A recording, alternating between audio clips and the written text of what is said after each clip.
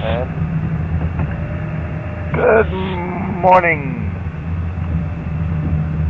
planet Earth, Sunday morning. Hello everyone. Excuse me looking at the road, not looking at you, but hi everyone. Welcome to Thornybush. Crisp and clear Sunday morning. It's a really beautiful stripe of cloud reflecting sunrise. My name is Mark. Aaron on camera. Laszlo's back in FC, final control. Hopefully going to find you something this morning.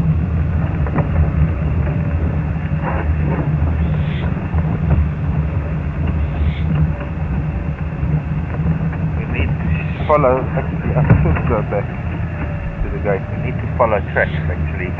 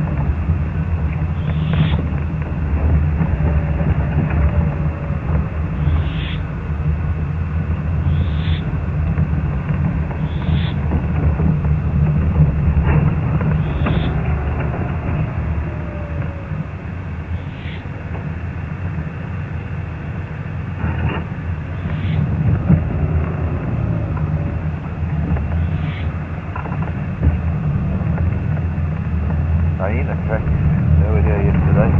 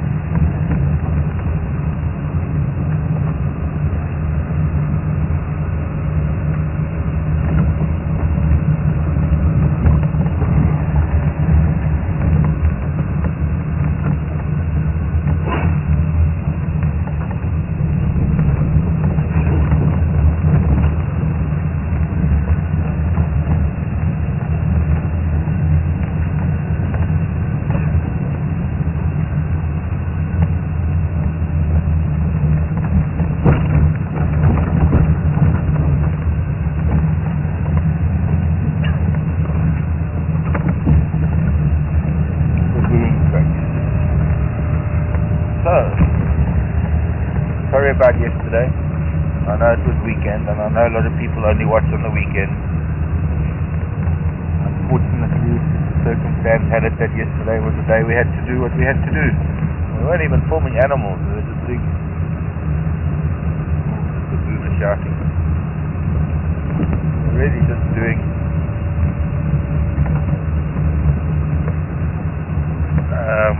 personal stuff. Still barking. So there's something happening somewhere around here. Hopefully it's not across the river, maybe.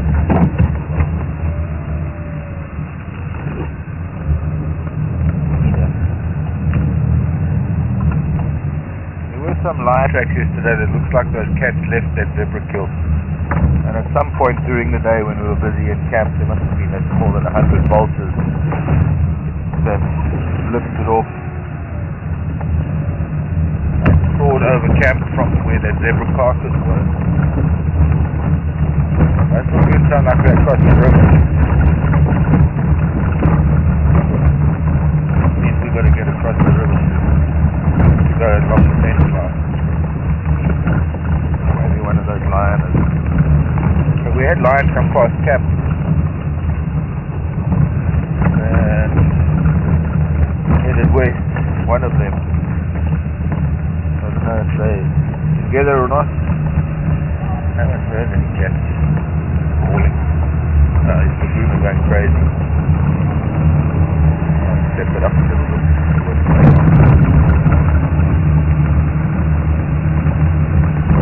How many times have we done this? Can you hear it?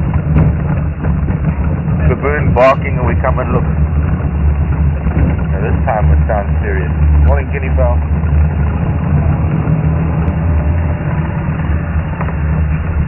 Hyena tracks.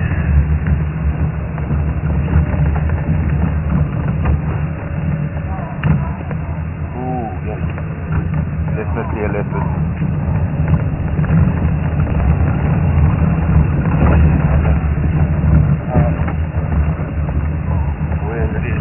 Try and get to see a baboon so that I can try and get an idea of where they shot. But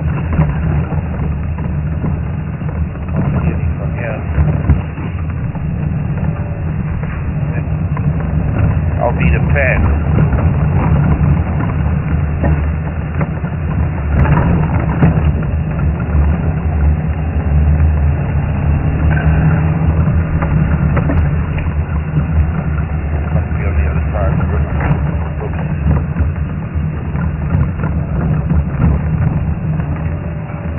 Eyes are watering, I can hardly see it.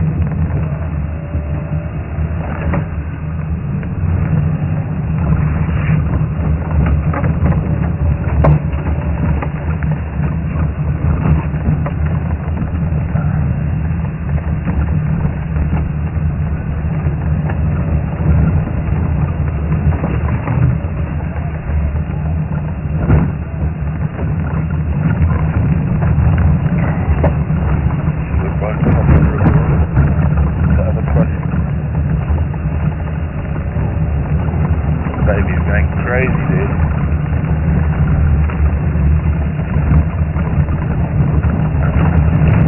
Clearly they didn't sleep here last night.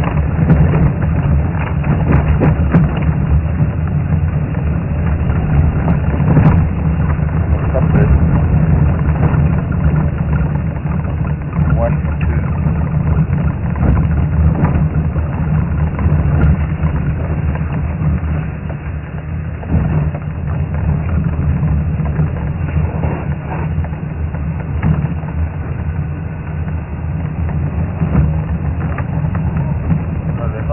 Side of the river.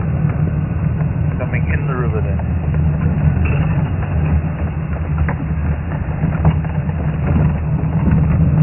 And something that they're still seeing now because I can hear them.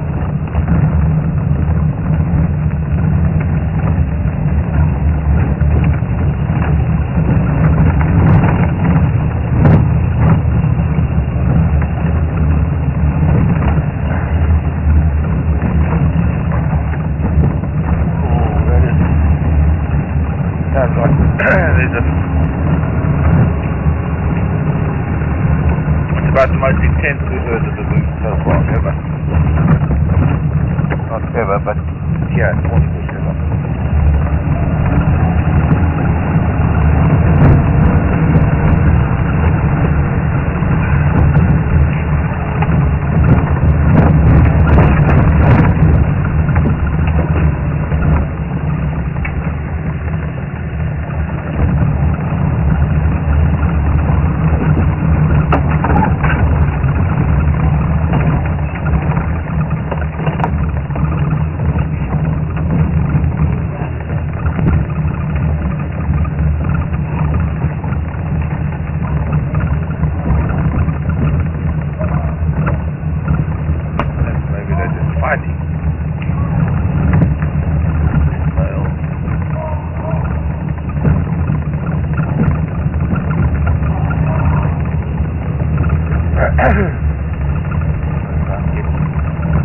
here now.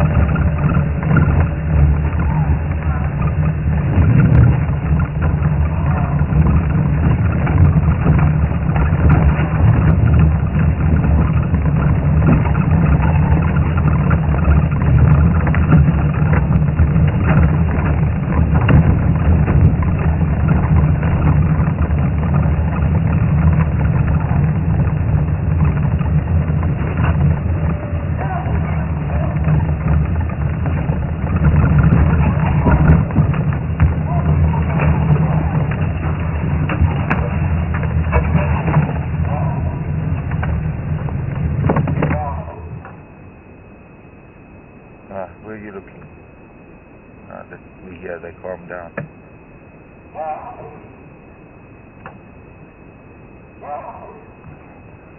But anyway, this cold air has got my eyes watering, and it's cloudy. It looks like I'm looking underwater. I can't see anything.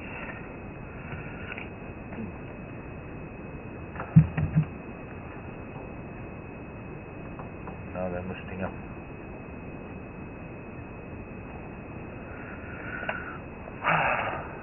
Oh, come on.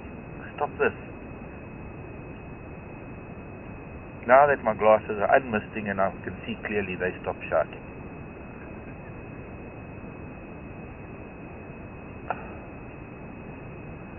It's like looking in, like shaving in a bathroom mirror. And they all seem to be looking the other side. Okay, sorry, I'm just getting a little bit irritable because I can't see anything and I want to see. So frustrating.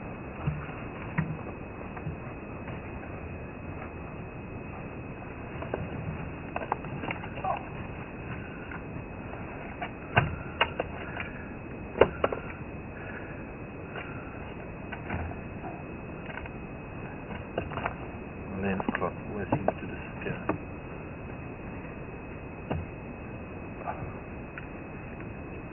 Well, too late now. When we were crossing the river is when we needed to be here.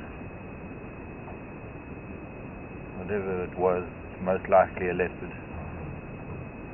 No, it is. Because I haven't even faintest idea where it was.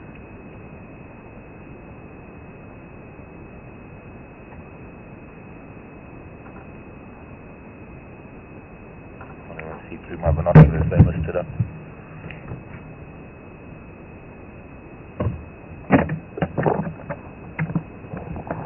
Most of them are facing the other side of the river.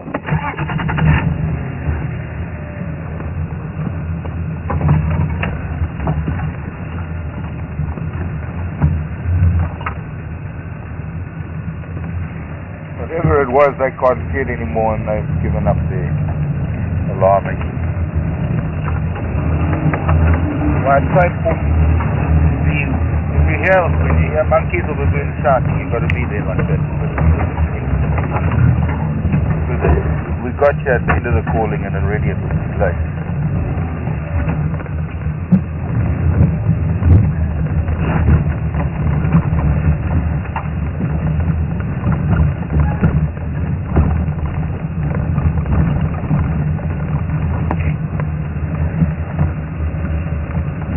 So, a little bit frustrating.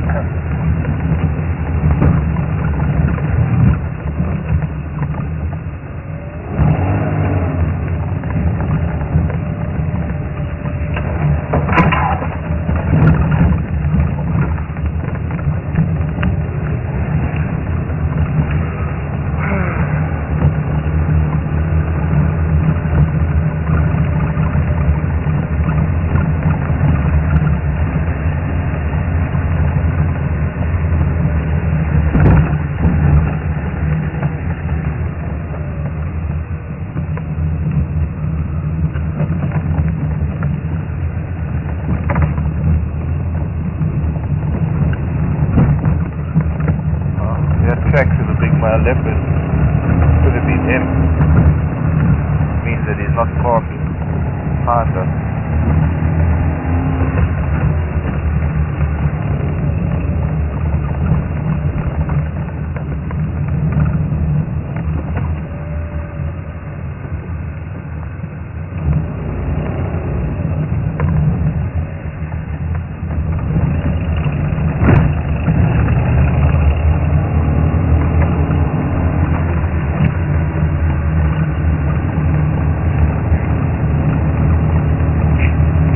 Been this leopard that they were shouting at. We can find him. He's shouting at strike.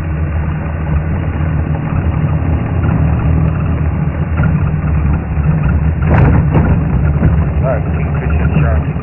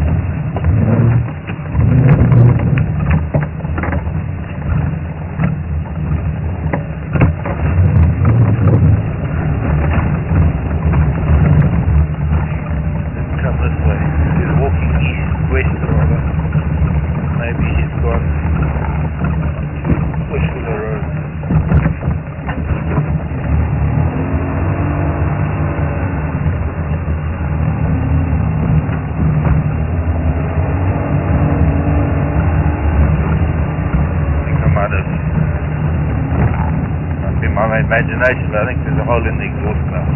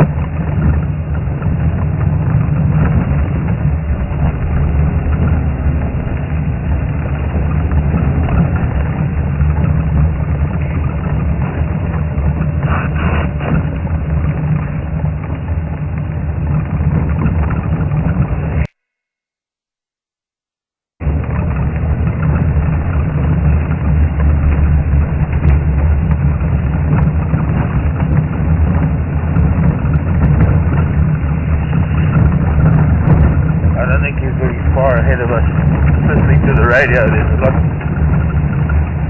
She has stopped off my signal. Guys are using it like a telephone. So much radio procedures.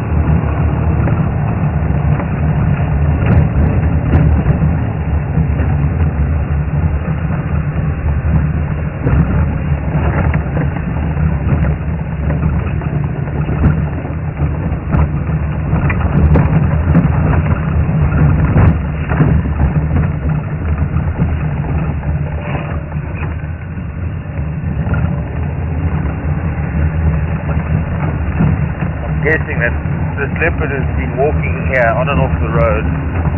You see the road winds up and down from the river. So he's been in a straight line, so he's on the road, off the road, again, off again. And well, hoping that he's the one that caused all the consternation with the baboon. I can't see where he's gone now. We'll have to just guess. Hopefully he's gone this way, not up there.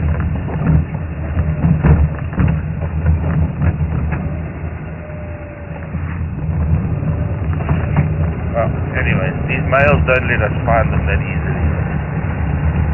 We can only try and get this thing through this gap. Right.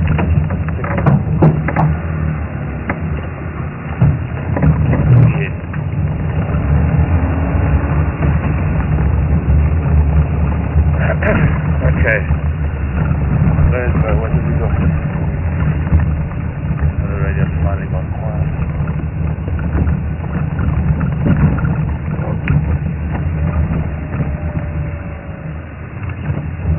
Yeah.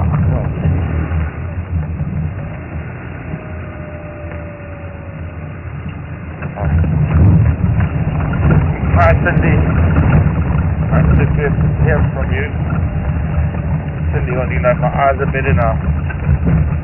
Eyes are just watering. It's cold. I don't know. Yes, for us it's cold. I know in the northern hemisphere you get a lot colder than this, but you must know what it's like when you get cold air. Your eyes are watering. It's not that there's anything wrong with my eyes. That my eyes are watering so much I can't. I've got this blurry vision because there's so much water in them. It'll be better when air warms up a little bit.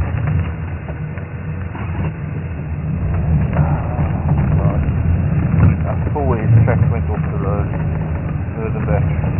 Shut up, guys. Shut up, please. Noise.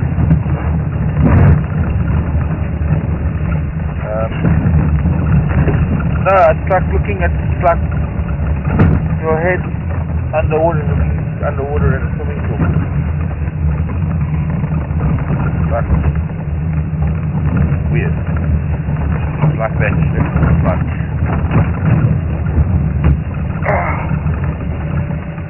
not here anymore, he's down on the river now.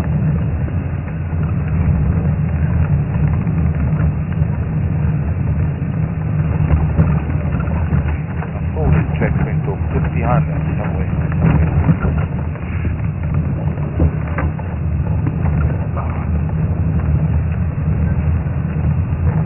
Cold air gets everything running, the eyes, the nose.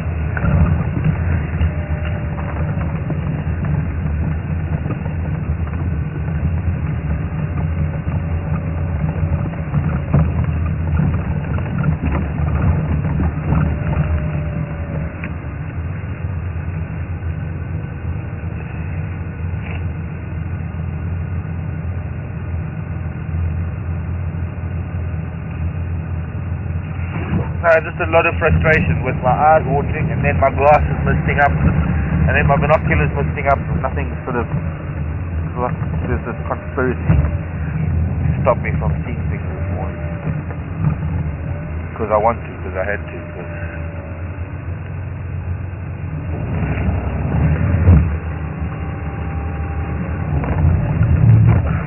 pretty good to be able to see where those baboons are shouting.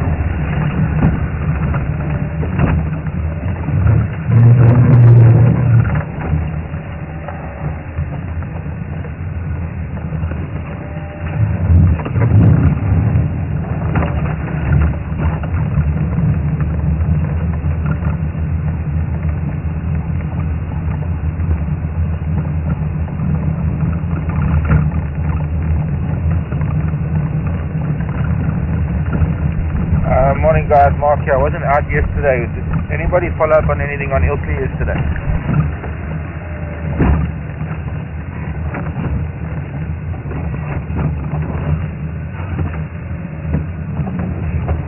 Alright, thank you.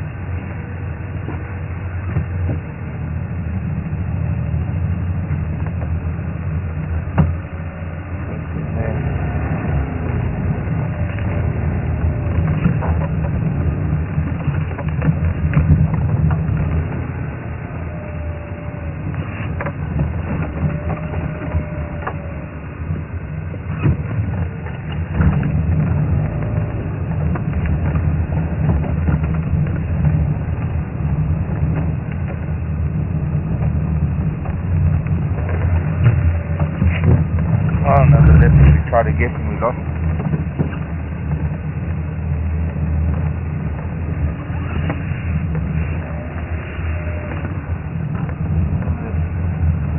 Comes back onto the road again, but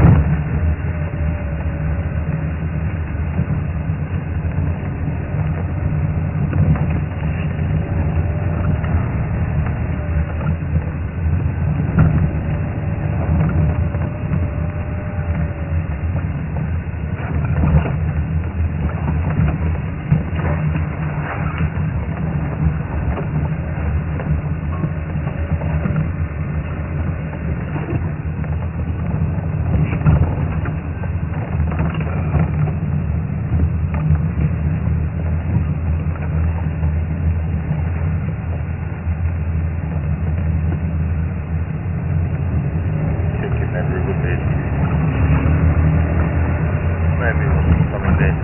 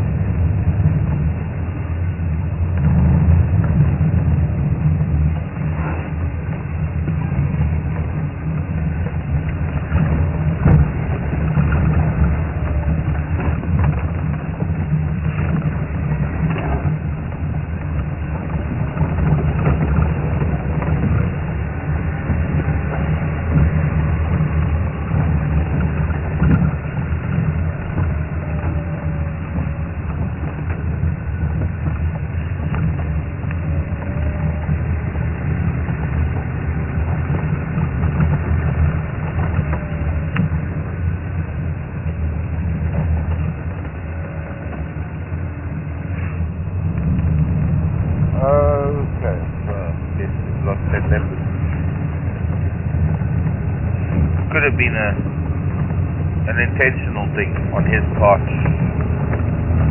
hearing us and going to ground somewhere.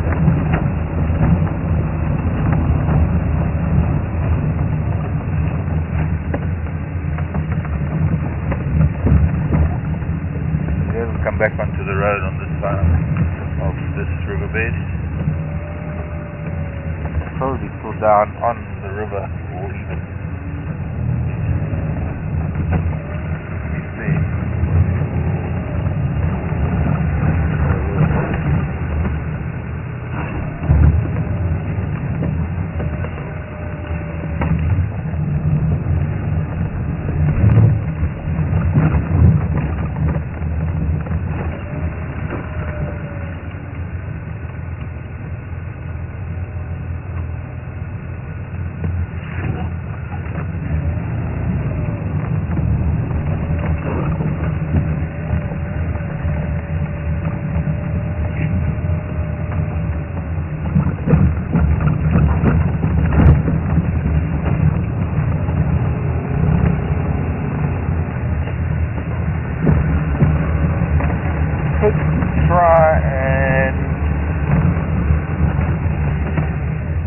him out. If he's going to come back to the road, we carry on away this way a little bit, turn around, head back, maybe.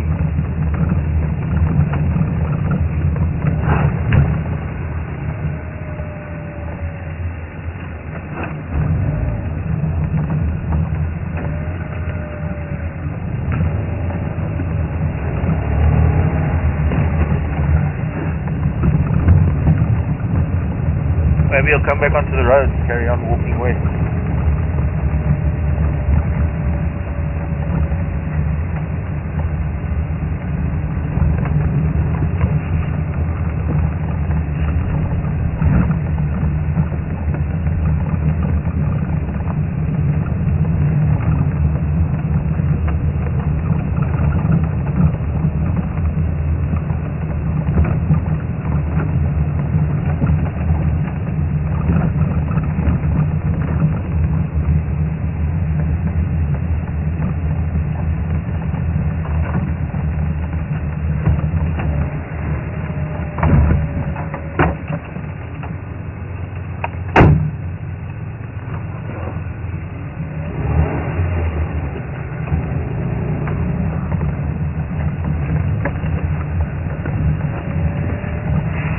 So what's next?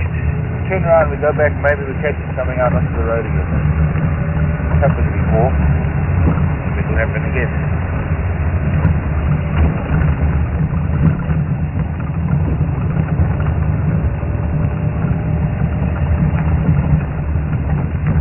A little bit odd that as we got close to him, he left the road.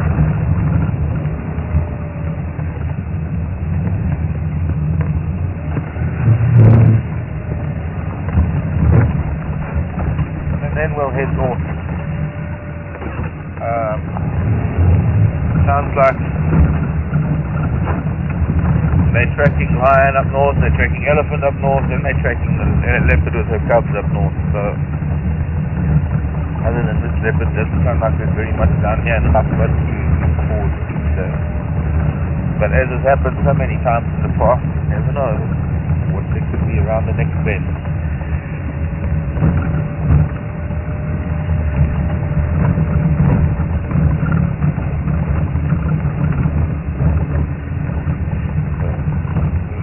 I think we've gone far.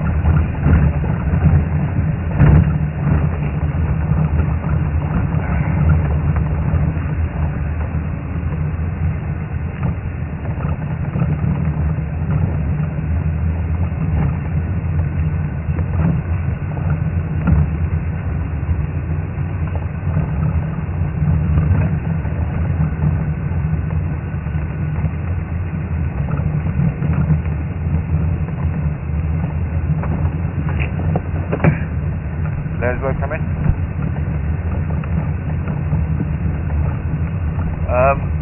don't know, as soon as you see Becky, please can you ask her to contact Adam and mention that gate to him as soon as possible this morning, please?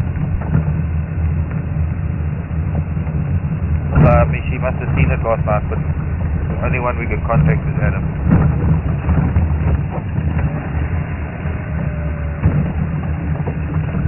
Thanks.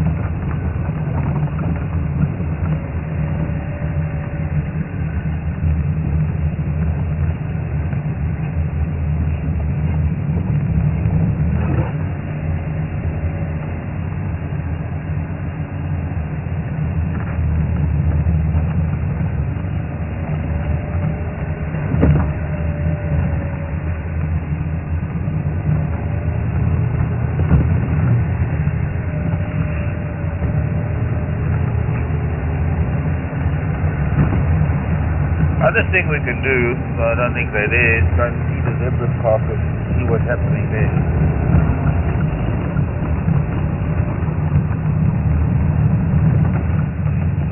What's the docket? Third day, was it? I think it's the day. No, it would be fourth day. Yesterday must have been the third day.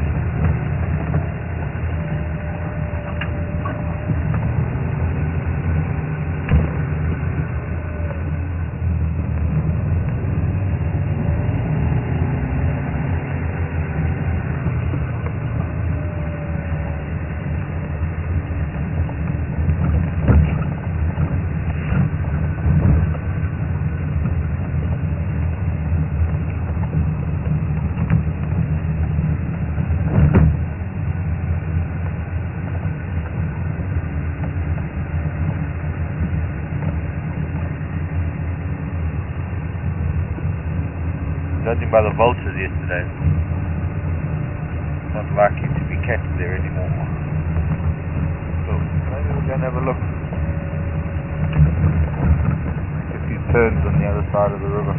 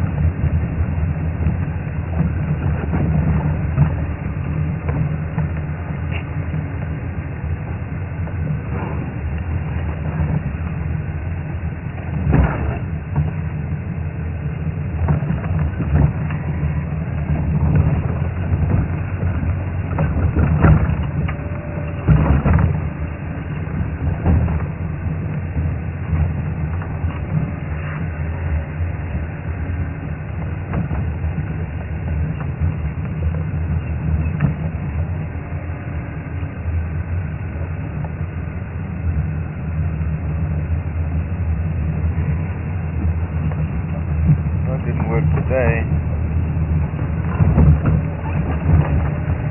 used the same thing 3 times. No third time lucky.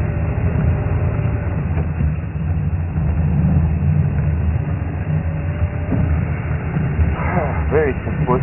Down on the river, there's no road, no way to get there. We're opposite the river lodge, so I can't even try and get from there because in front of the lodge. I'm not allowed to do that. So, the cats, we see them being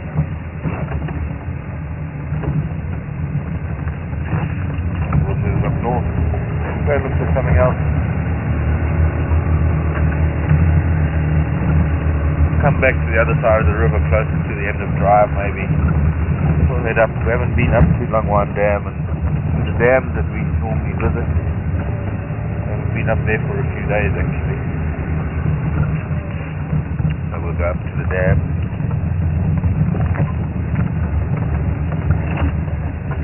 What was that?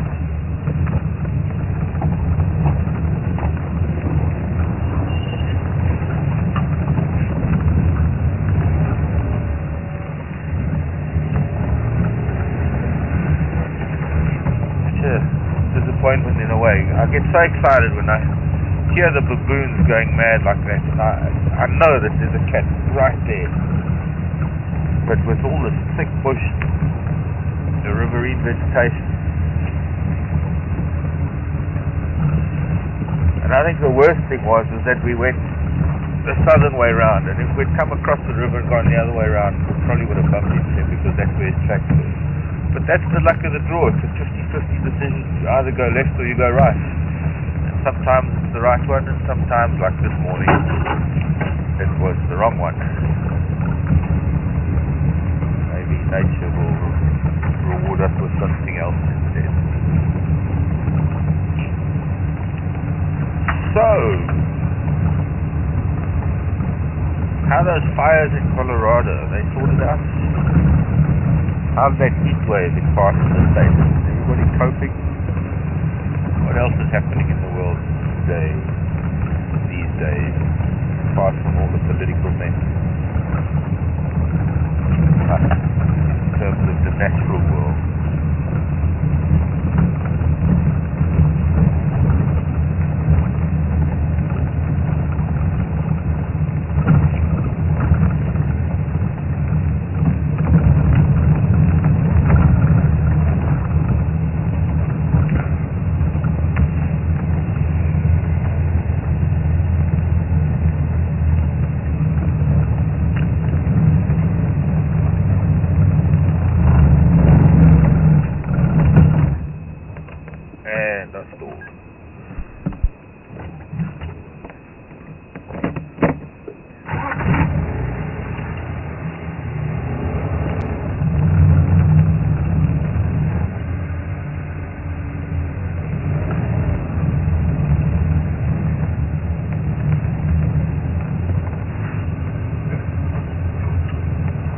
Toronto. Hi, Jennifer. Nice to hear from you. Hope it's not drive this morning.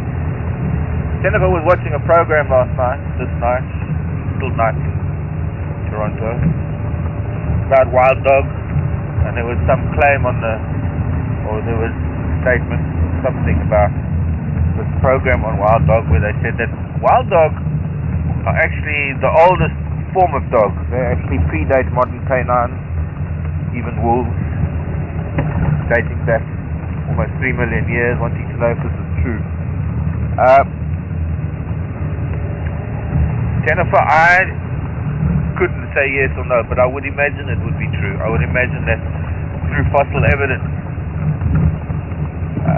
they would have been able to link things. I'd say it's quite a bold statement, because maybe there's fossil evidence that is yet to be uncovered that takes canines even further back. But no, I would imagine in paleontology that they've sorted out the family trees of the canids by now. It may be. I'd have to look at the history of dogs and see what paleontological evidence there is to support that theory. Of course, it's not something that I'm able to do these days, to go into all this research as much as I would love to.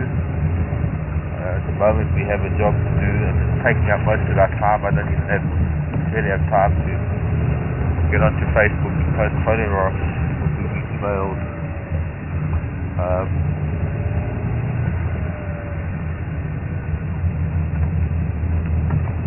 And then once I get home, I'm cut off from the world at all, completely.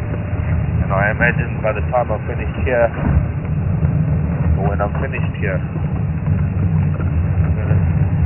I don't really have anything lined up. I'm going to be at home for a while. Maybe I'll go to the city and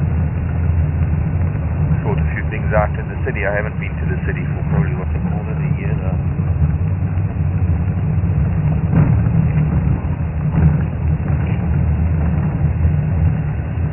Not counting stopping at the airport on my way to Tanzania. It wasn't the city, that's just airport madness.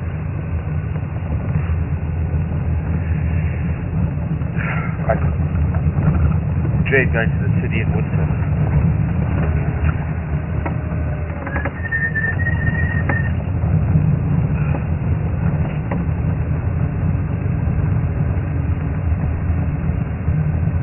But an interesting thing to follow up, Jennifer, certainly. But my knowledge doesn't extend that far that I can give you a positive answer on that. Because I simply am not sure. I do know, however, that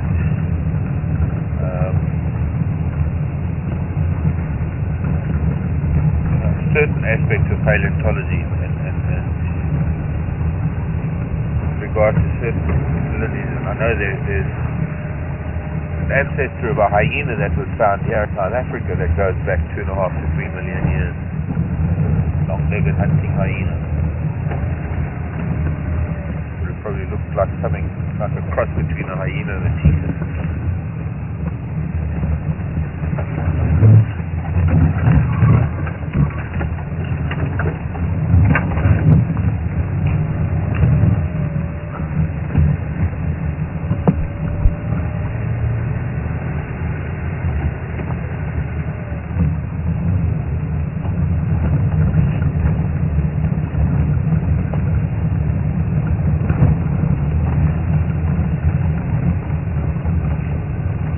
Hi again, Cindy. Cindy wanting to know if we're allowed to travel down the riverbed. As far as the code of conduct is concerned for Thornybush, that main Thornybush river we're not allowed to, apart from the fact that it's got water underneath it, under the sand. But some of the other dry riverbeds, we can if there's a sighting, and in some cases if there's a road that crosses a riverbed and then another road that crosses that riverbed further up or downstream, and you can get from one of the roads to the other road through the riverbed, then that's allowed if there's a sighting. Not allowed to go into a riverbed and then have to turn around and mess up the sand too much. Big debate about riverbed driving, whether it's, because in some places it's not allowed at all. In fact, there's some properties in Thornybush. Remember, Thornybush is actually made up of a lot of different properties, a lot of privately owned properties that all join together to create Thornybush, much the same way as the Sabi Sand was created, in much the same way as the Thornybush Glisteri complex was created. All different landowners that got together to create a private reserve. And some of the landowners here at Thornybush won't allow their riverbeds to be driven in. In some cases, in my opinion, especially where there's high animal activity, there's far less impact on the environment driving through a riverbed as there is driving on roads or driving through the bush off-road. So while it's not exactly considered off-road, there are different rules on the different properties and different circumstances, sometimes allowing riverbed driving and sometimes not.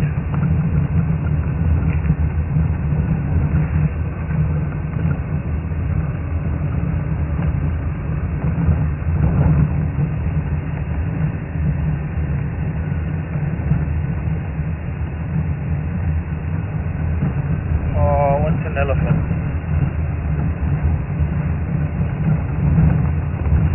I want an elephant.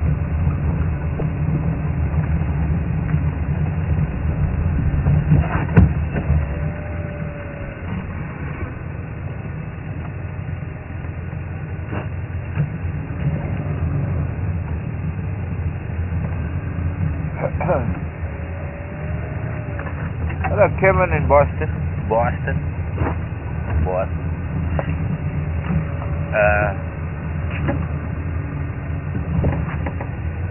Can you track animals with their dung, and can you identify the depositors of the dung? Well, most certainly you can identify the different animals from the dung. Different animals, not only do they eat different things, but they have different digestive systems, and because of the different digestive systems, it processes the food differently. Here are elephant tracks from yesterday. Oh, some, not many. I don't know where they went. It was very windy yesterday. You can't really track animals from dung because they deposit dung and then they move on. And unless you're following their footprints, their tracks, you can't really follow their dung paths because, well, it's impossible. It helps you, certainly, in tracking animals. Make no mistake. Good luck if you're able to find some elephant tracks.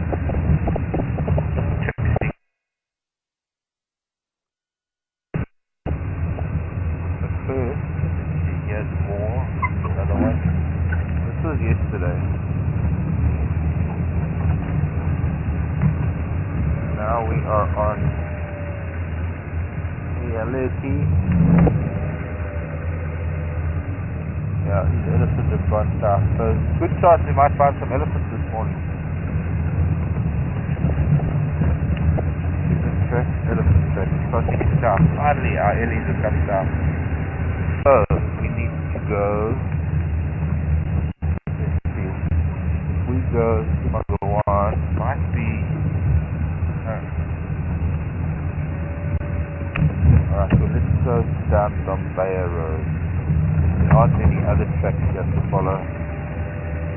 No cats have been here.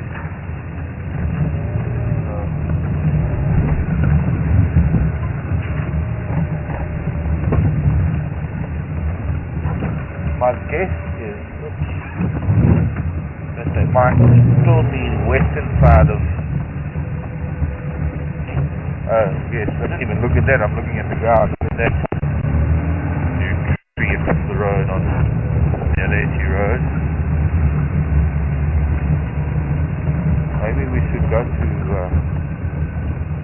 so they kind of cross through there. There are not many crossing that way. I'm just going to do a little bit more down the LAT road.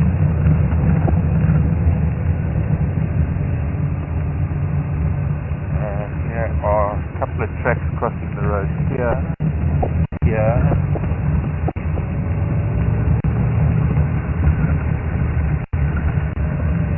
They are more or less heading southeast. Fresh up yesterday. Where they went. Promising. We might have a morning.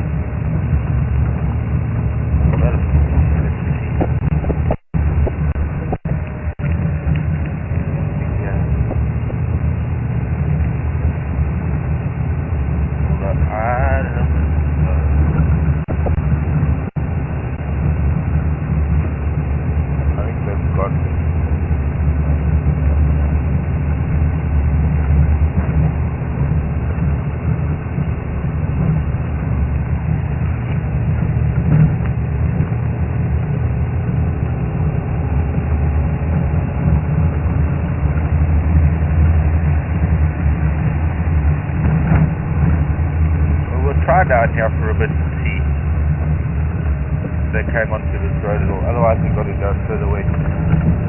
They were heading southeast. We're now heading southeast, more or less parallel with them.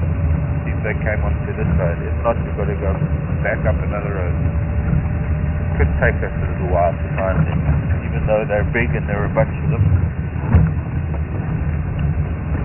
They could be far away from where I've just found their tracks, because that was quite some time ago over there.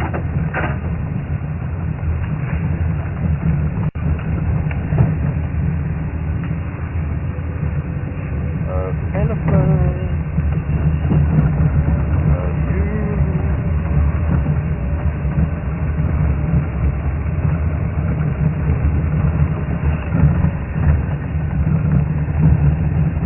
And I can look for other tracks in the meantime. But yes, I don't think they came this way. I think they might have gone down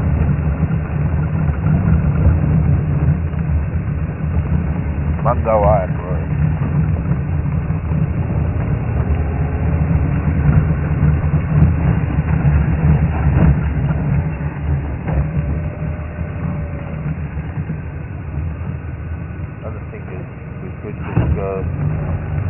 From here and we'll make a round trip on the wide road. Who knows? We'll go back past where we left the leopard track this morning. It's a big loop, but we've got to do it. A big loop, but somebody's got to do it. So, I forgot now. Did I answer my own? Did I answer the last question? About the dung. I think so. I think I sort of concluded that. Well, you might see dung, but you can't follow anything just with dung. What dung can help you with, Kevin, is the age of the... It can help aging the track that you're following. So when you're following animal tracks, and then suddenly you see dung, like now with elephants, or we're following leopard tracks, although... Hello, Nyala Bulls, Bachelor Boys. It's not exactly savoury or clean to test the temperature of leopard dung. However, elephant dung is safe enough to play with. Hello, boys. Sorry to disturb.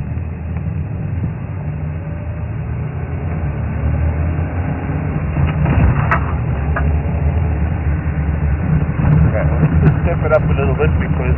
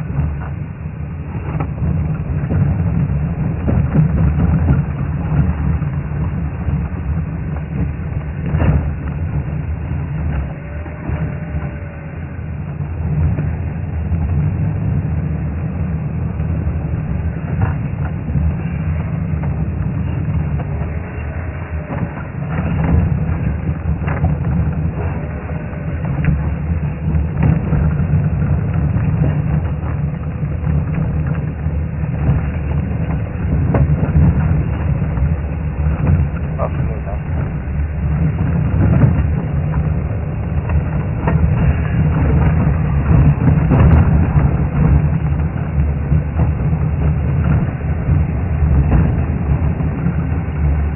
what I'm doing is, we're coming up to the road where we went up to Naleti Road where we found the elephant tracks.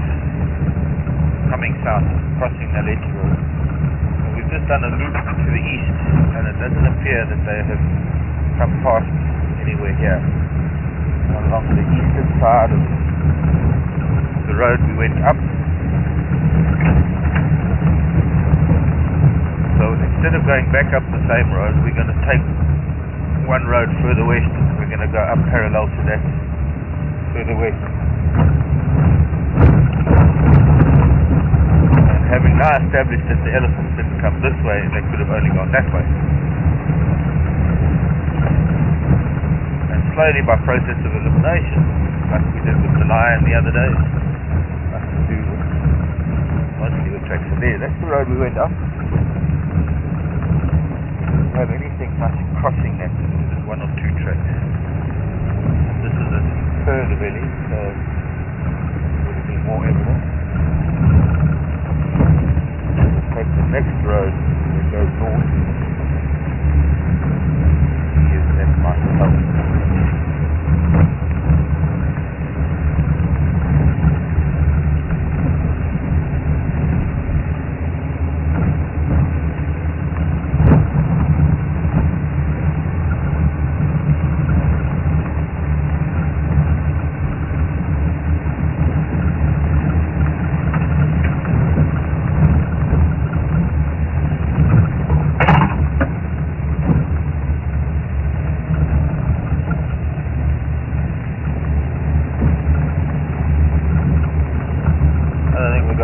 Find some dunks, see how warm it is. And also we need to stop and listen. With elephants, sometimes helps to just stop and listen. So this is a big triangle to look through.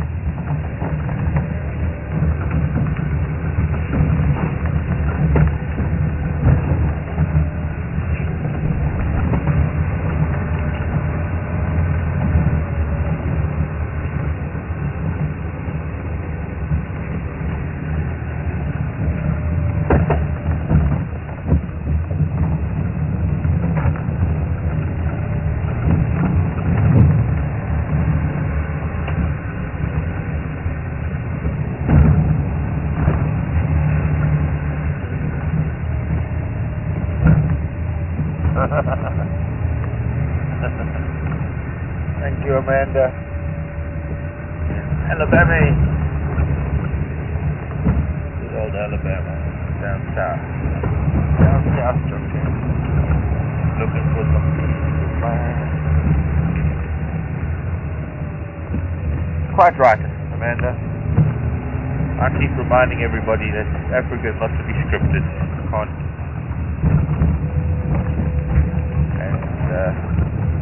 Amanda just reminded me not to get too frustrated in not finding the leopard. But wait, see what happens about finding these elephants. Then we'll see about frustration. Okay, so we're now on the western road, and this particular road also is now on the western side of a big gully erosion system.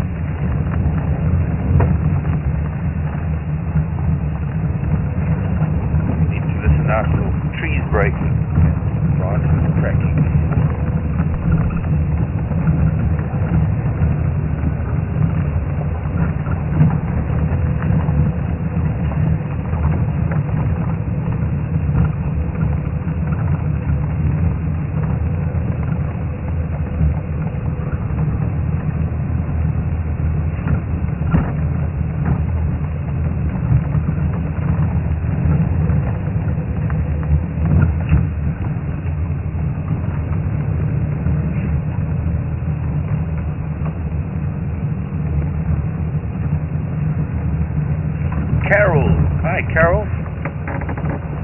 Carol in Colorado.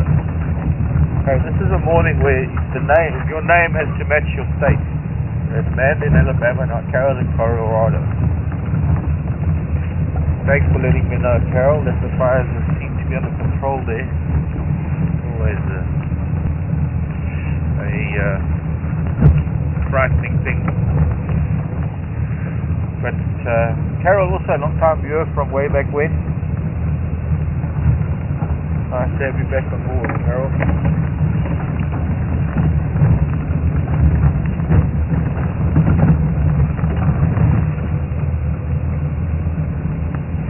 And your name doesn't have to match the state to send in a question. Only kidding. Okay, elephants are somewhere, unless they've crossed this road. We'll see if they've gone west. They were going southeast. Somewhere they must have turned west.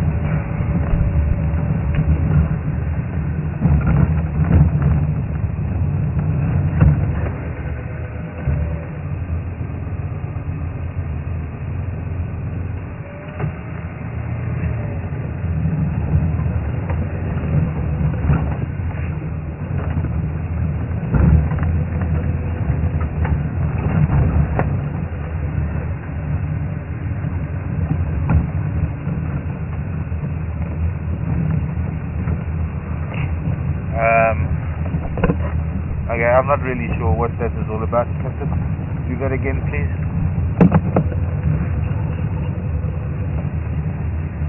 Okay, just hang on before. Go ahead. No, I was just gonna, sorry. The delay. Alright, just carry on. I'll. Sorry, I know I'm interrupting you, but carry on. Joanne in Arizona. Okay. Very long email, so it's going to take a while. I can't get the gist of it. Okay.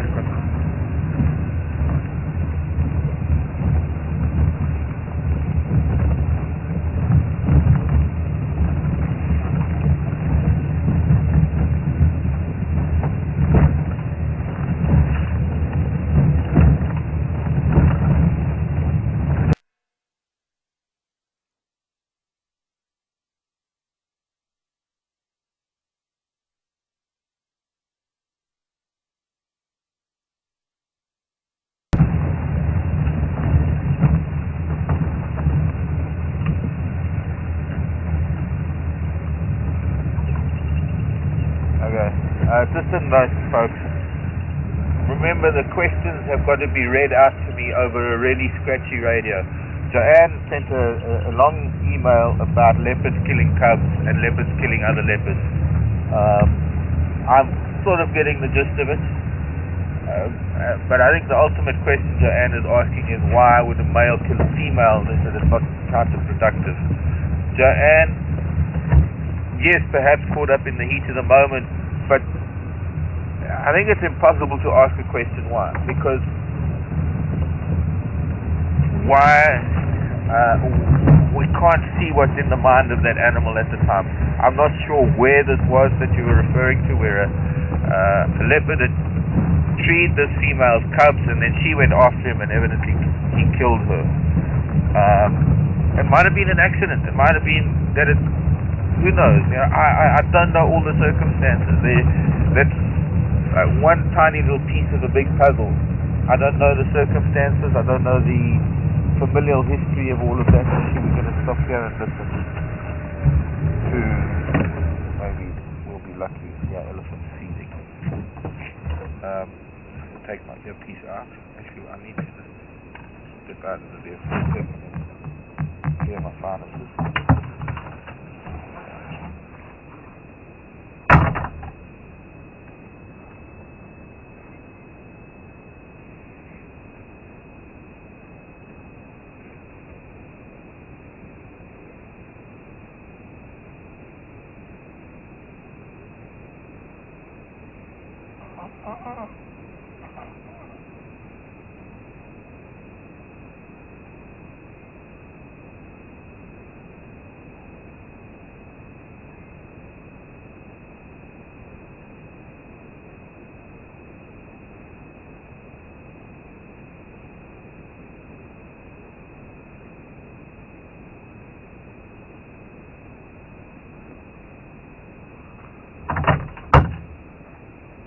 Warming up slowly, especially when we stop.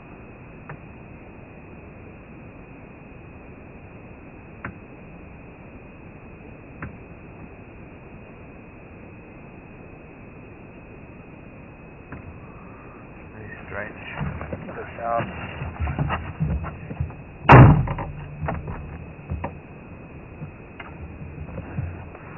Now, while it's an interesting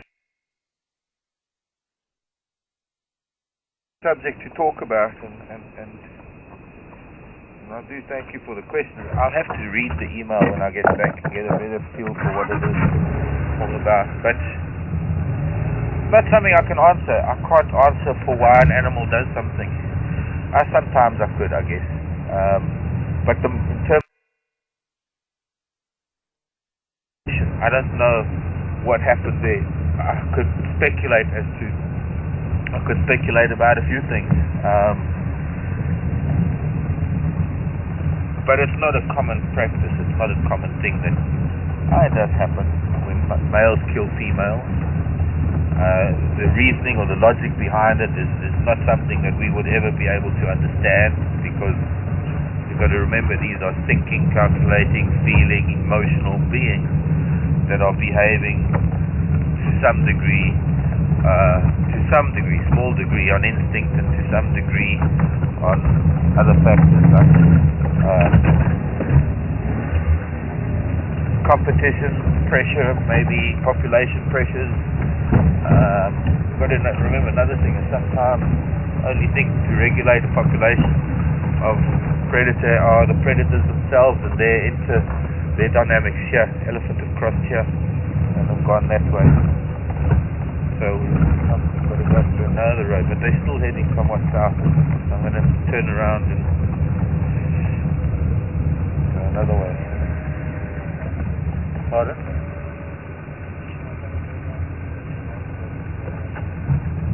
Yeah. Let's listen again, because these might be quite sensitive.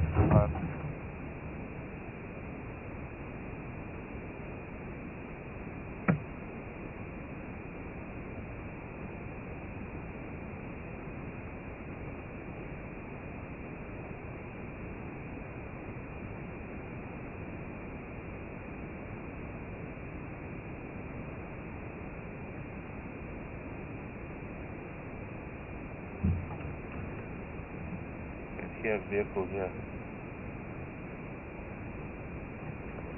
Speaking very loud. Yeah. There we go. Well done. Aaron.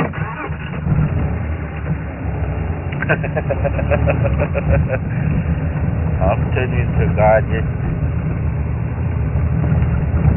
So, sounds like some of them have already crossed the road and gone that way. There's the fresh feeling. Look at this.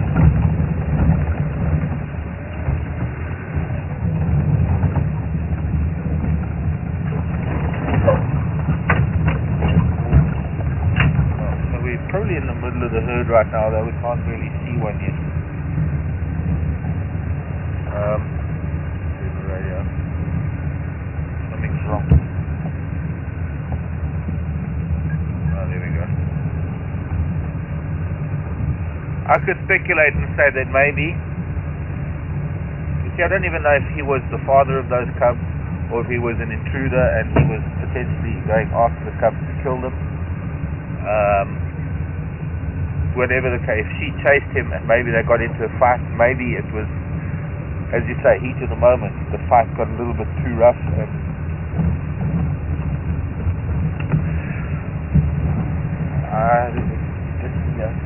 yeah. Two different possibilities, really.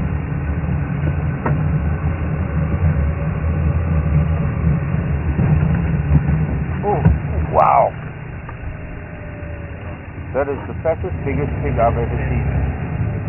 Shame, and she got a fright too. Warthog. Did you swing the camera maybe? Where she is? I don't see his testicles, but oh my word, that is a big warthog.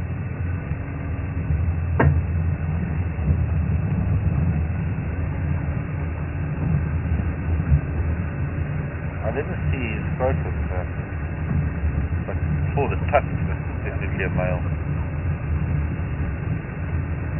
Okay, here's some fresh dung, elephant dung. We might have to,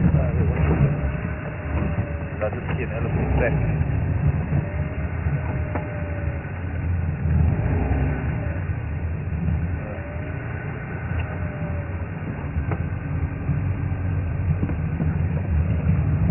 Conquer Road is Hyperenia, another herd of elephants. So there's another herd close. Could even be some of this herd.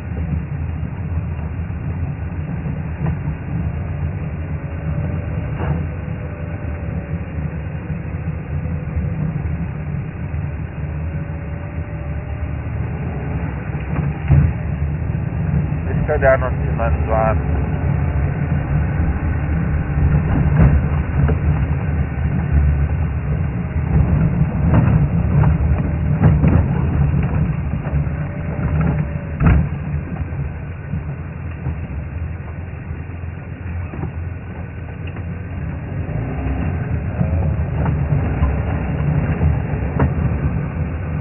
Maybe if we go down Nanzan, I mean there is one, we can come back to Mangawan Road here.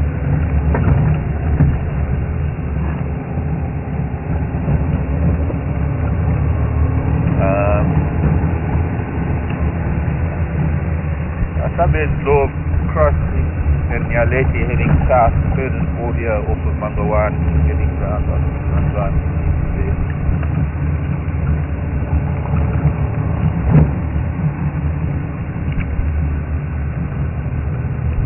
Go.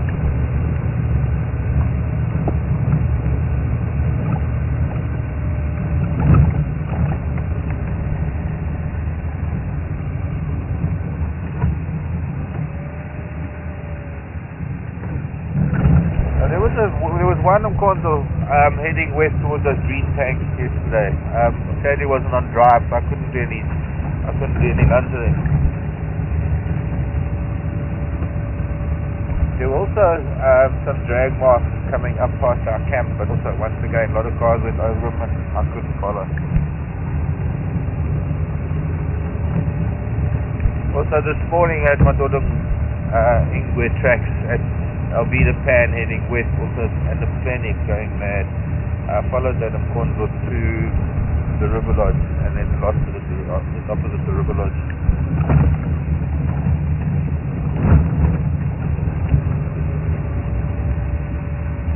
We're going too fast to Nanzan, and Hannes is just saying that we did Nanzan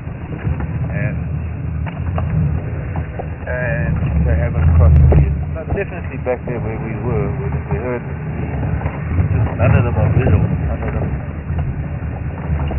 Hannes is busy tracking another herd of elephants further west from us, north of Langwan Dam. By hook or by crook we're going to get an elephant today. Watch this space.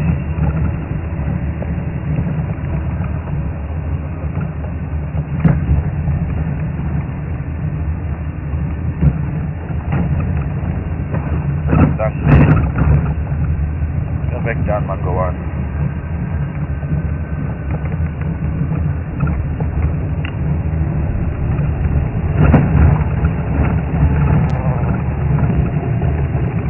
Back to Mangawan Road.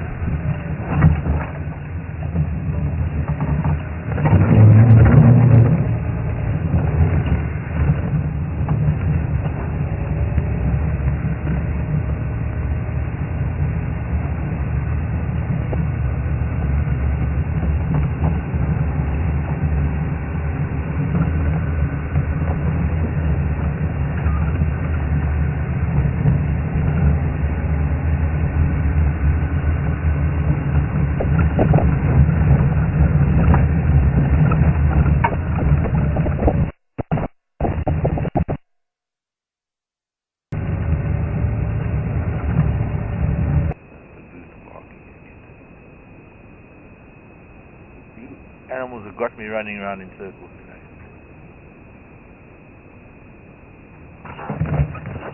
Elm in Richards Bay was asking whether if a zebra mare loses her foal, other way around.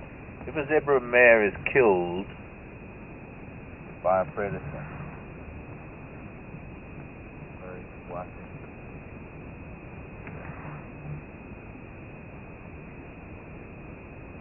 What's that noise?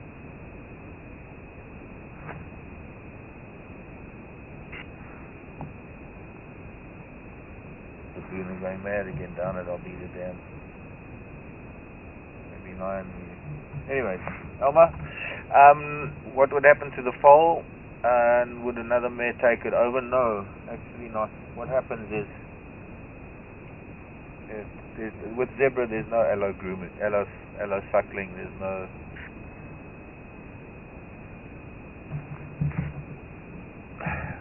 looking after another one's foal. In fact, sometimes I've noticed the stallion will kill the foal because it will draw attention to the herd, or they'll leave it.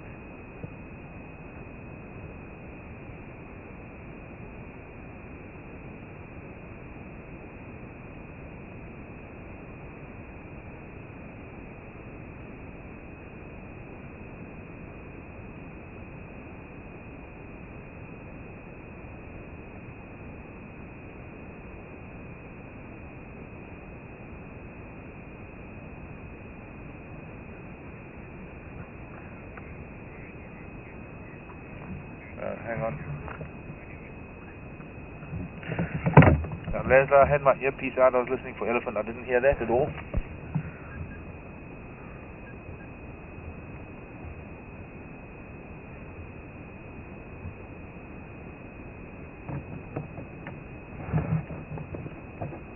Yeah, I can hear them. Thanks. The food are going mad down at Albedo Dam.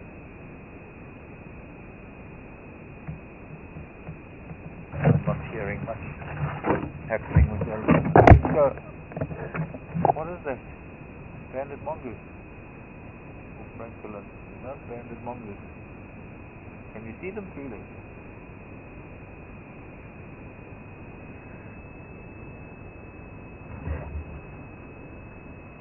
There'll be stuff in the way.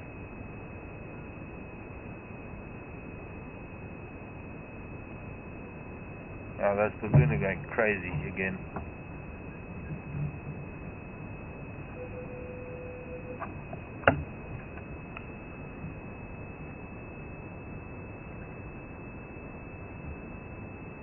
Hannes, come in. Any luck with those Ngala, and Dove up in Conca?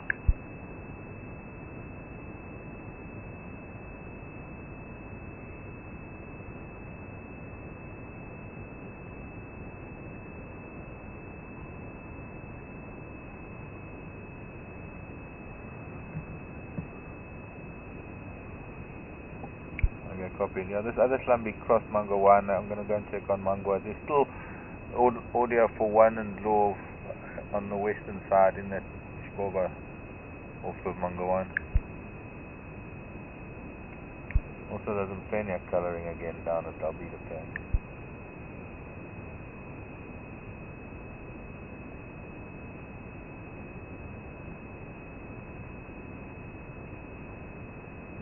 Mongoose is gone.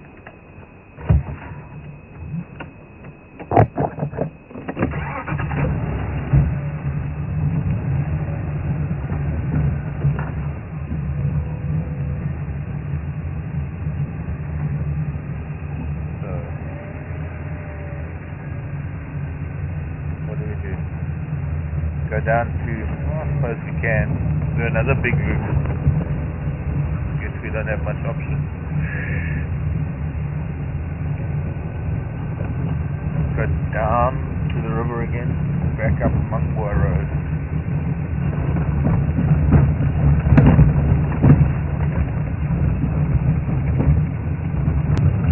Sorry, that hurt me. Steph wants to know if there's anything in the bush that still surprises me. Well, yes.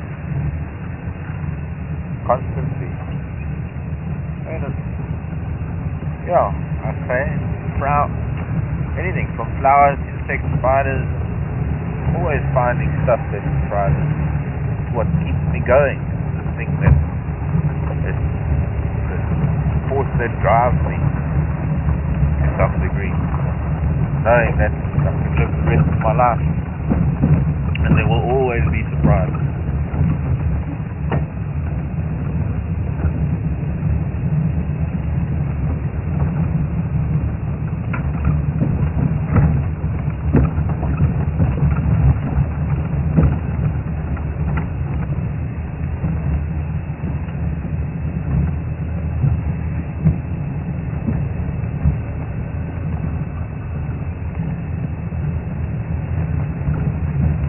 A little bit far from Mangawaan Road, but I'm still hoping that we will see those aliens sometime today.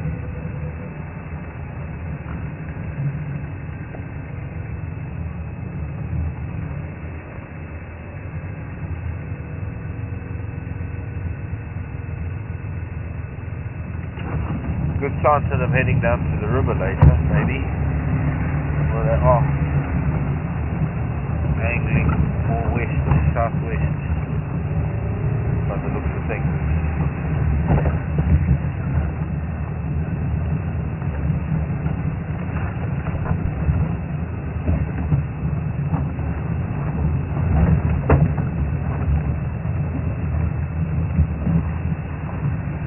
Jennifer, interesting question. Lion tracking. Can you find it, Aaron? Yes. Not very fresh.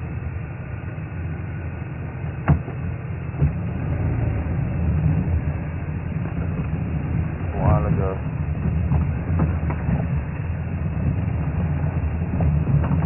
Jennifer wants to know how I would teach someone to not be afraid of snakes. One of my biggest challenges is when I am with guests, when I do guiding work, when I'm with people and I have people with phobias and people actually want to get over their phobia.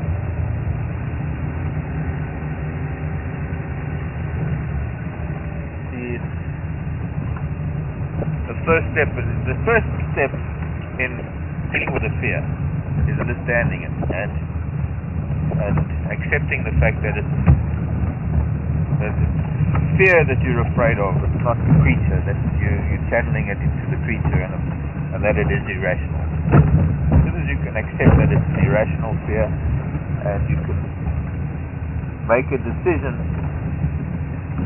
to get over that fear. One of the first questions I ask people is, what would it be like? If you have a fear of something, and I know people that have got a fear of snakes, they can't even see a picture in a book. I've had people who have such a fear of spiders. Why? Such a fear of spiders, they still come to the bush, not thinking that they're not going to see a spider. And unfortunately, there are spiders around.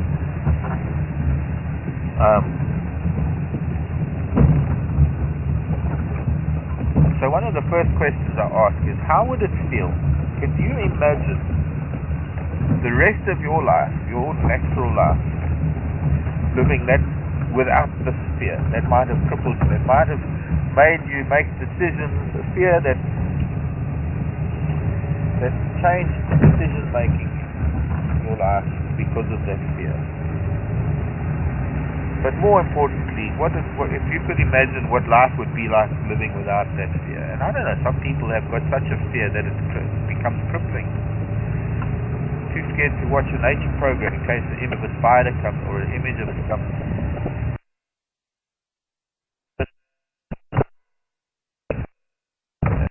Can overcome, and then of course making conscious decisions to overcome that fear. Saying, yes, I will fear.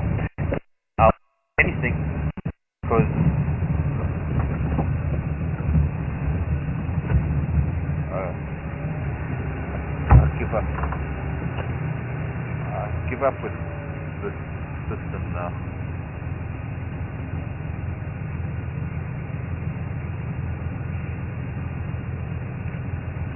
Yeah, but when I'm driving it cuts out.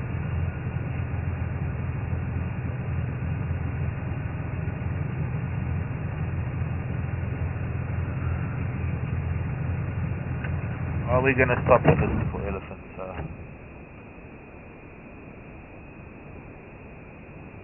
We'll stop and now. Hopefully the sound is fine. It's only sometime after 8. Not even 9 o'clock yet. 9 o'clock is when the sound sometimes starts popping in and out.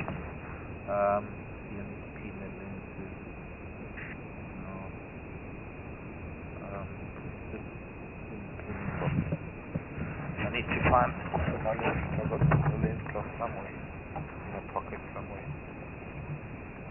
Start. I'll just take my earpiece out there for now. So, overcoming fears while we're listening for trees breaking. To overcome a fear of snakes, first thing I would do is we would talk about snakes for a day, just talking about them and not doing anything other than maybe looking at a few pictures and books. Sometimes it can take a day, sometimes it can take 2 or 3 days. It depends on how quick the person responds. There it is.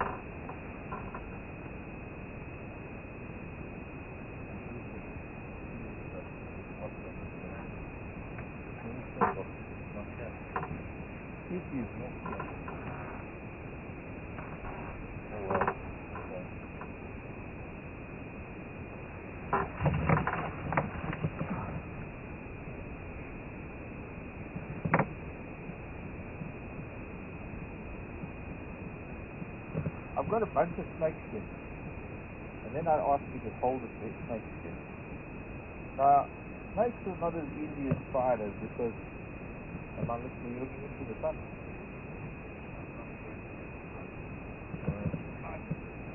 I should move. You don't really need to look at this. So, I don't know, maybe I need to talk into the microphone because with my back to the microphone it makes it.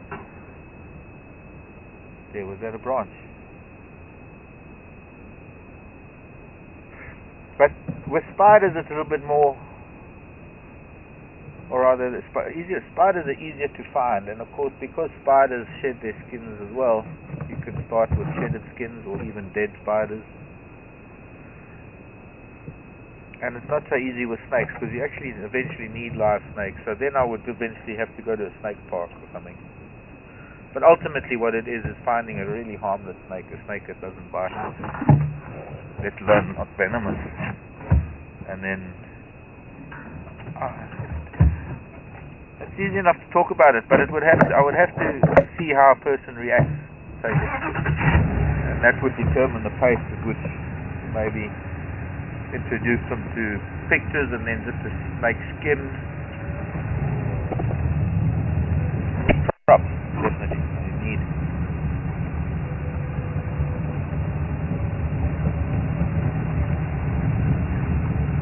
Knowledge is key. Thinking about snakes and getting a person to understand what a snake really is and they need to get. Anyway, like the. Well, Jennifer, hard to explain because I'd have to know the subject, I'd have to know the person I'm dealing with and how they react to everything. But I've done it before. Sometimes not even having found the snake. There's something running through there, no mistake. And then eventually finding it. A house snake or a small harmless snake. Not the right time of the year now though. It is not easy to find it.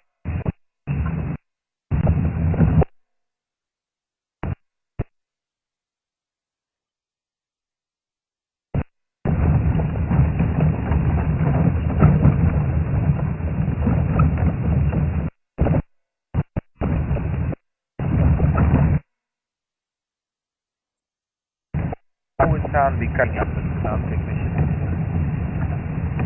When we're driving, this time of day, normally it's only 9 o'clock.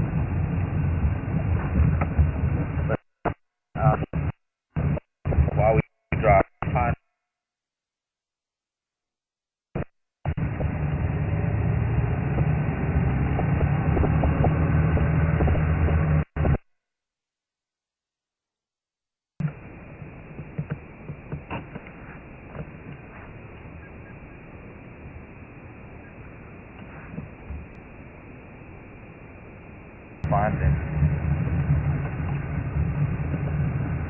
The wall of bush. Even if there were elephants in here, we wouldn't even be able to go off-road.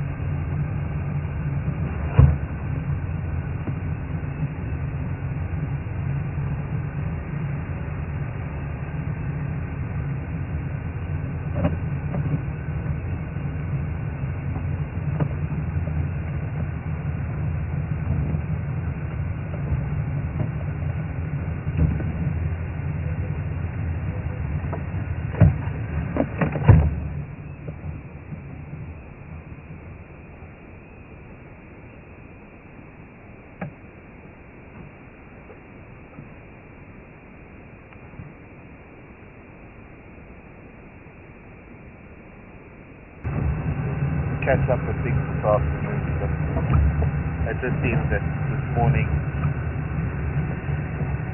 nothing's going my way this morning.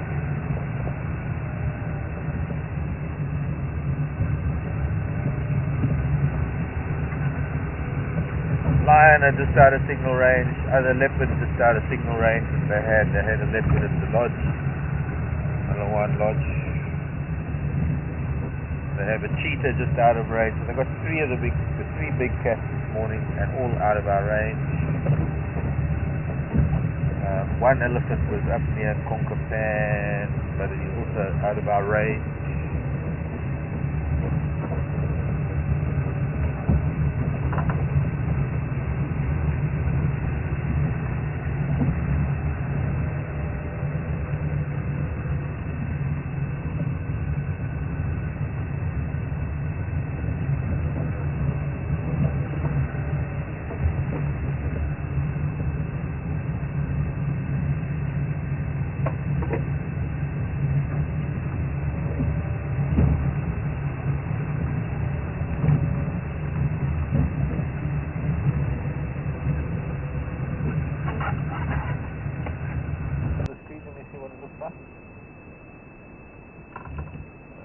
A little bit small. See if we can get a bit closer. One of our most beautiful and largest butterflies. One of the most remarkable. How was that for a minute?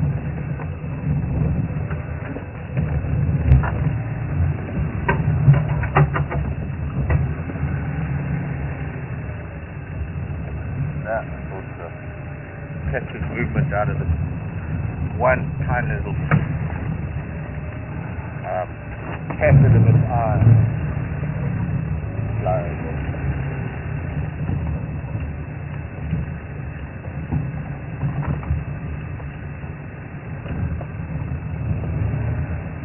Where to?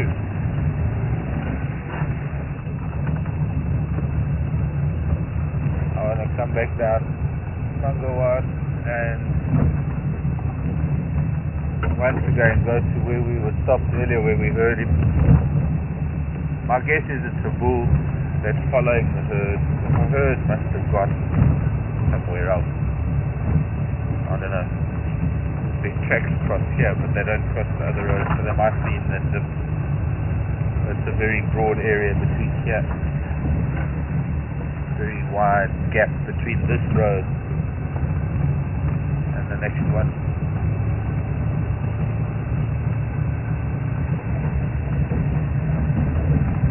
They just come out from that far western road called Mungwa Road.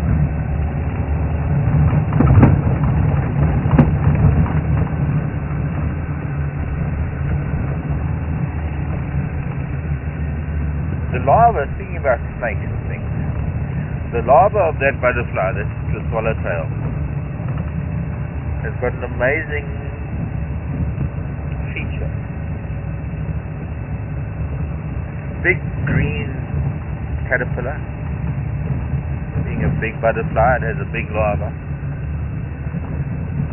And ordinarily you don't see much other than this big green caterpillar, but if it gets disturbed, it puffs its head up a little bit, and out of the top of, well, it doesn't puff its head up, because it can't puff its head up. It puffs up its body just behind the head to make it look like a big false head. There's even a species that has these false eyes that appear. I'll see if I can find a picture of it in the book for you. And it has this fleshy protuberance known as an osmotherium that's shaped like a forked tongue. It's able to pump liquid into it, in and out, to make it look like the forked tongue darting in and out of this false head that looks like the shape of a snake's head. Now, to me that is one of the most wonderful things. That is just absolutely phenomenal. There's a yellow bird to the palace close by. How on earth does nature get it right that a caterpillar can mimic a snake? I mean, where does that come from? That's like science fiction almost.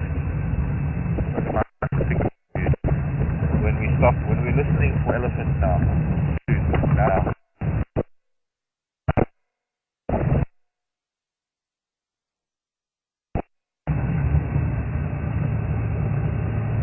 Right now, but no. Shortly now. I've got to get used to South Africa. Now, just now, so many different things. For us, if we say, I'll do that just now, it means I'll do it later. In America, you say just now, it means like right now. But no, this is just now. Not just now. It's like one word, just now. JUSNOW, just now. Okay, see you just now. Means anywhere from 5 minutes to an hour. Now means anywhere within the next 5 minutes. Now means now. now, just now. Hello, Drongo. So while we at it, see if I can dig for that book. Maybe it'll be in Dave's butterfly book. Thornybush, mammals, fishes, Thornybush. Okay, we're going to stop here and listen for elephants. The sun is pretty good. I'll need some shade on the book, so that should be good. Block the sun with my body, otherwise it shines too much. First, the butterfly book. We'll look and see if the citrus swallowtail's larva is featured here.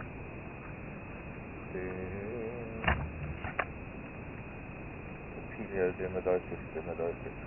Where are you? I like fading through rather than looking at indices. But then I get a feeling for how they, over time, my brain tends to acquiesce.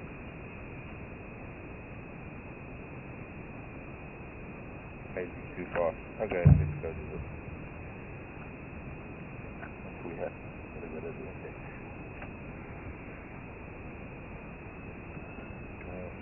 Sapphire. What is this butterfly? Crises.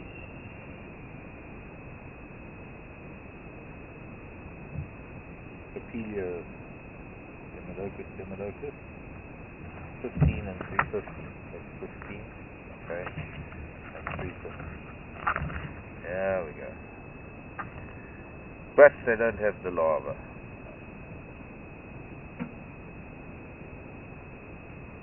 Anyway, there's our citrus swallowtail. Alright, our insect book has got the larva.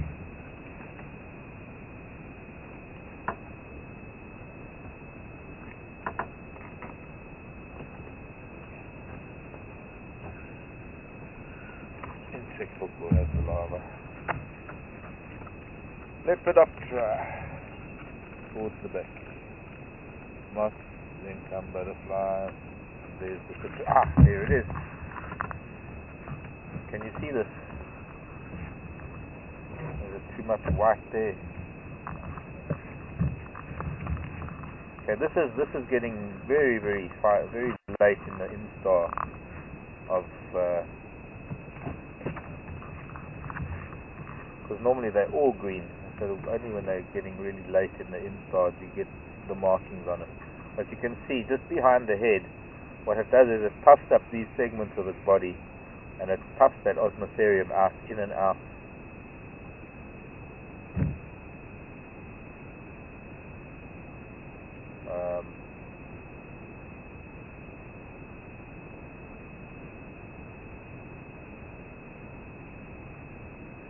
What is that?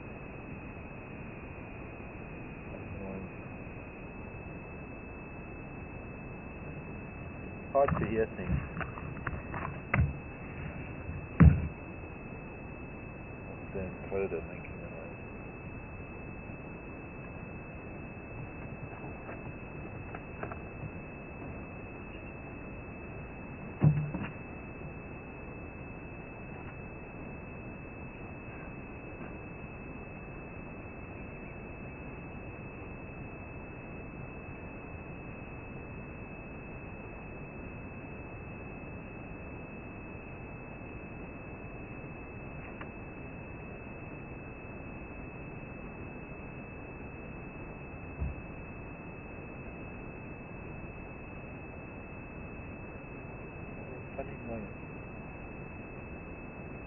Was it the baboon down there? Well, I think let's head back towards the albedo pan. Giving up.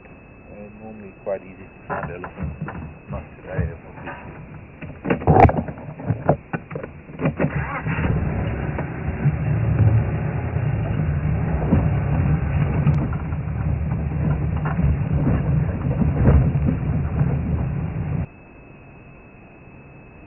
Smell the leopard, maybe.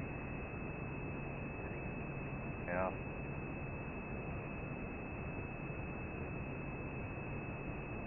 What's this?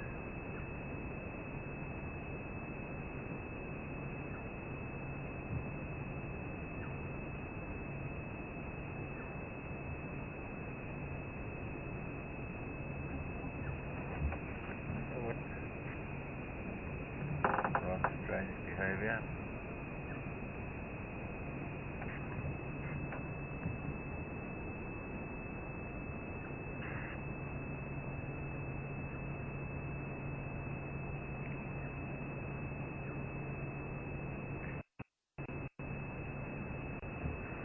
Well, let's see what it is that she was looking at.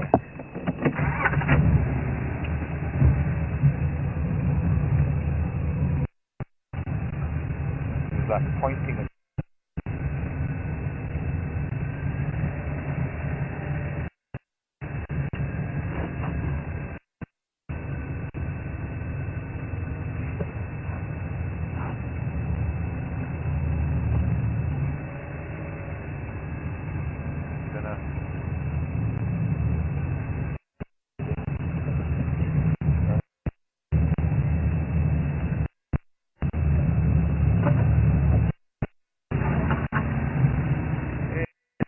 crossing that we can't make the land road.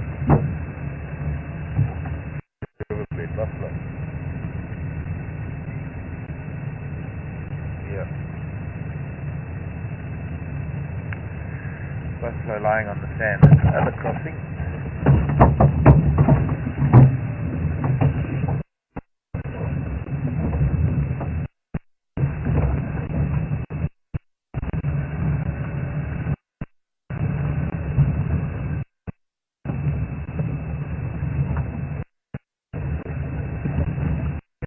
There they are. Heading up to camp.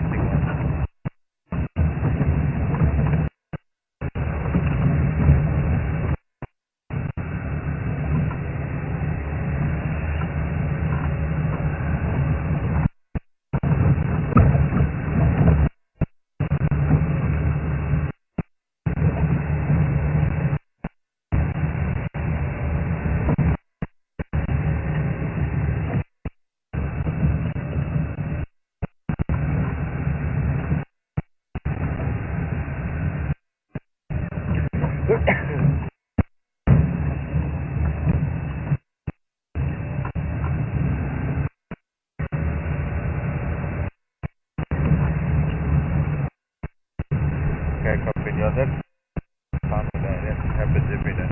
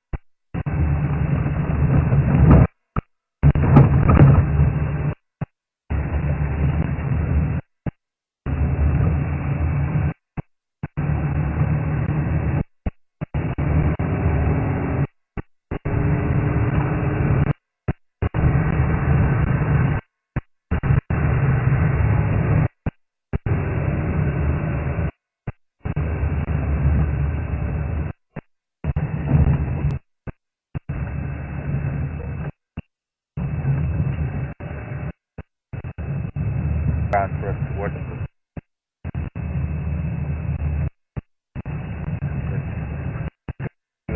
Kudu bull longer and see him with the yard. The same two bulls we've been seeing in the riverbed.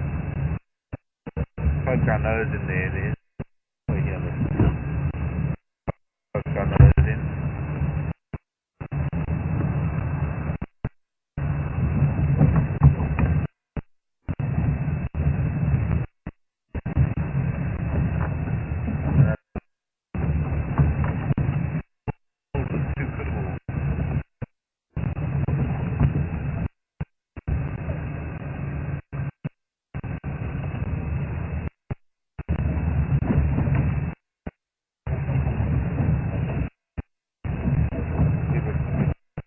There we go, look at that.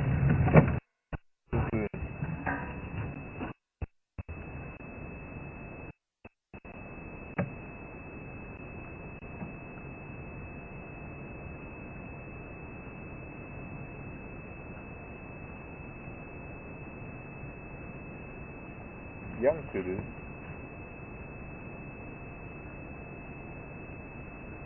The baboon are getting intimidated, running back to the tree line. So the kudu probably will do too. Yes.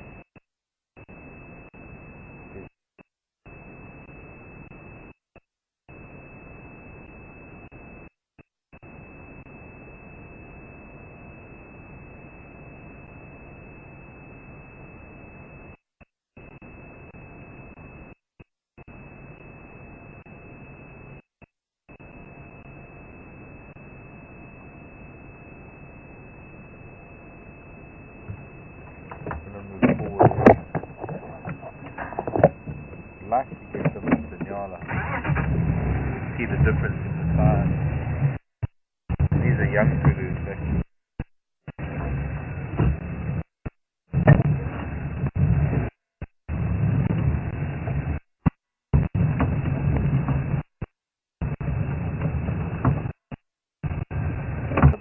Shadow with the nyala bull.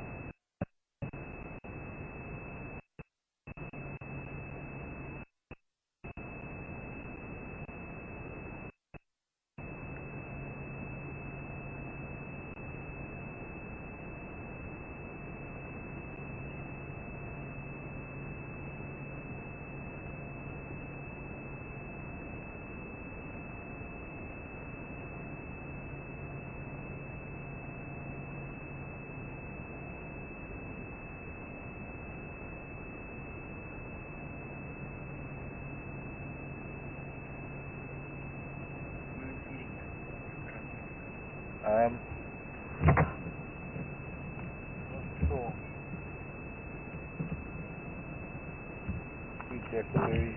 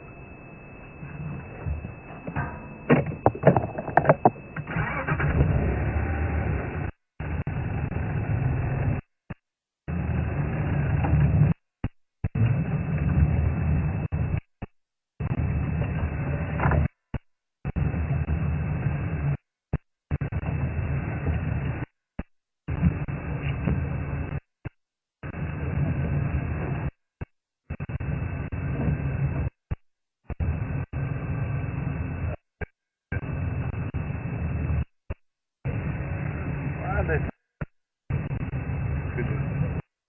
Yala is so relaxed. It's so running now. Are they eating worry fruit seeds? They've got to choose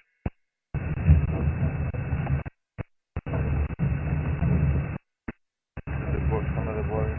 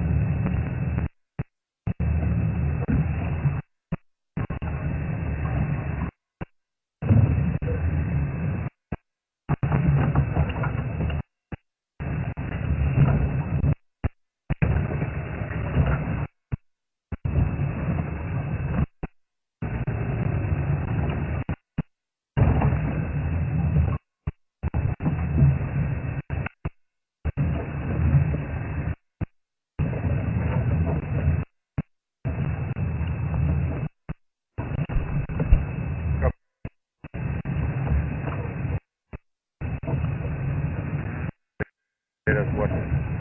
Maybe some of these baboons having heading 4 weeks to say goodbye.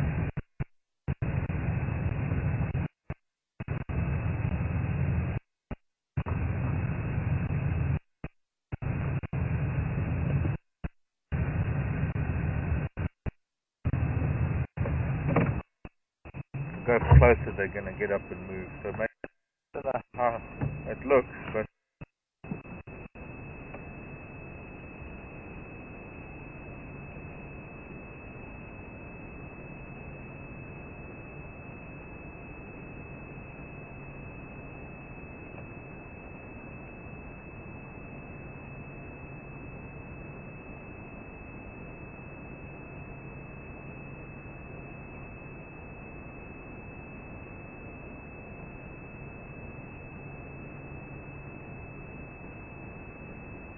yeah.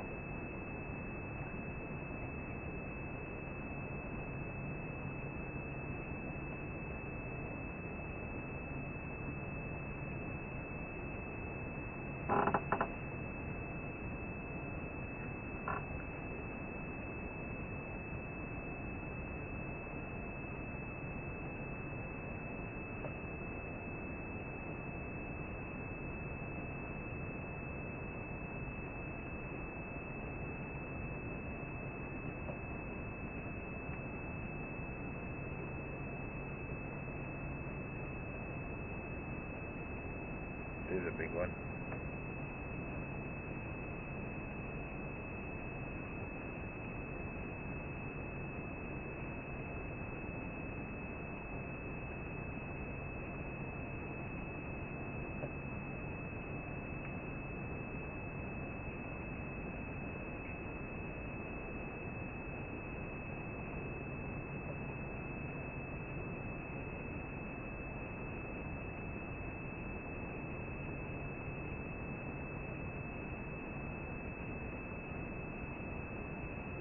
That one's got an old broken wrist.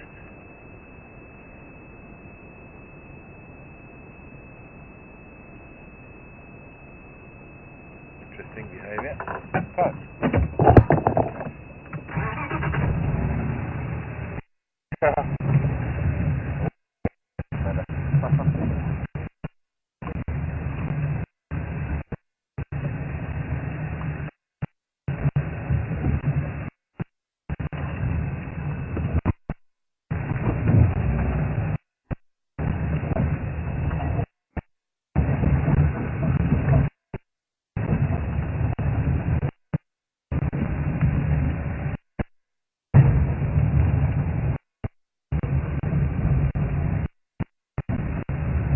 Well, animals there in the end, I know.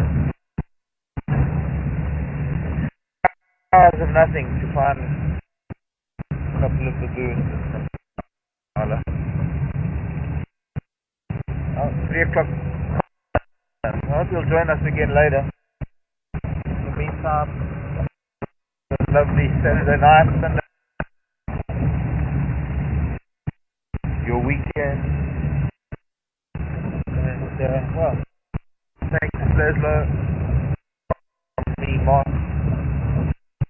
Bye, everybody. Nowhere out in the open. Exciting.